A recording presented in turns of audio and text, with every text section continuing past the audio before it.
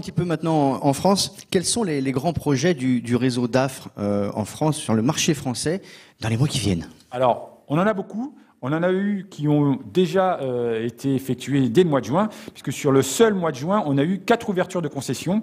Le Puy, Montargis, Auxerre et Le Mans. Donc on a 4 ouvertures de concessions. Donc ça veut dire que alors bien sûr c'était des projets qui avaient été initiés avant la période de confinement, mais ça veut dire que le réseau dans son ensemble continue à la fois de faire confiance dans la bonne tenue de notre marché du véhicule industriel et également dans la marque DAF. Donc ça c'est cette marque de confiance, c'est plutôt très bien. On investit dans les structures du réseau et on investit également dans les hommes. On a toujours notre campagne de recrutement Made for DAF qui est active pour vous aider, concessionnaires, à recruter les mécaniciens. Donc ça, c'est toujours très actif. On continue également de former le personnel des concessions en relançant notre activité formation à notre DAF Academy. On a des formations porteurs qui sont prévues sur le mois de octobre et le mois de novembre. On a des formations TOPEC. On a une formation spécifique sur notre nouveau Tridem, le FAW. Donc on continue également d'investir dans les formations. On n'a pas arrêté notre centre de formation. Alors tout le monde parle, et on a envie d'en parler bien sûr du jour d'après le Covid. Parlons justement de transformation structurelle liée à cette période. Alors il y a plusieurs sujets quand on parle de transformation structurelle. Ce qu'il faut dire déjà, c'est que PACCAR, l'année dernière, a investi plus d'1 milliard de dollars dans les projets de développement industriel ou de nouvelles technologies. Et en 2020, on va continuer d'investir dans ces nouveaux projets. Je me rappelle une phrase qu'avait prononcée Marc Pigotte, notre président, en 2008, la crise précédente, qui était, elle, une vraie crise financière.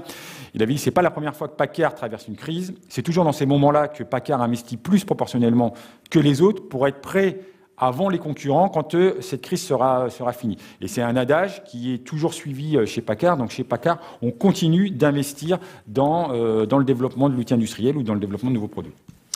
Concrètement, Philippe, si on parle d'abord des produits, que pouvons-nous attendre dans l'avenir ? Alors déjà, ce qu'on attend, nous, c'est la décision finale de la Commission européenne sur la possibilité d'allonger les nez de cabine. Il y a un projet qui est en attente d'être voté, qui n'a pas été voté parce que la Commission européenne a changé en novembre l'année dernière, parce qu'ensuite il y a eu la crise sanitaire. Mais on attend que ce projet passe au stade de loi et qu'il autorise les constructeurs de véhicules industriels à allonger les nez de cabine dans le but de diminuer la consommation et donc de diminuer l'impact CO2 des véhicules qu'on mettra sur la route. On a sorti, là, sur cette rentrée, une série limitée qui s'appelle le DAF Unity. DAF Unity, c'est un clin d'œil à la sortie de cette crise sanitaire pour montrer que DAF, le constructeur, son réseau et les clients doivent être tous unis face à cette crise sanitaire et un petit peu face à l'adversité. Donc on sort une série spéciale là sur cette fin d'année qui va nous permettre de communiquer autour. Et on a pour projet de lancer une série spéciale par trimestre en 2021. Donc ça c'est pour la partie tracteur. Et on va continuer également de promouvoir notre gamme porteur. Vous savez qu'on a lancé l'année dernière notre nouveau Tridem, le FAW.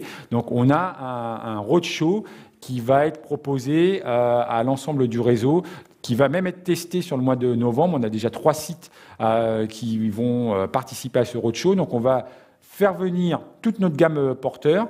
Avec le réseau, on va faire des événements clients pour pouvoir présenter cette gamme-là. Donc on commence 3e semaine du mois de novembre, si je me souviens bien, à Lille, Paris, Dijon. Donc on va tester ce roadshow sur ces 3 sites-là, 2e quinzaine du mois de novembre, pour ensuite pouvoir le proposer et l'étendre dans l'ensemble du réseau sur 2021. Donc mettre à l'honneur notre gamme porteur sur 2021.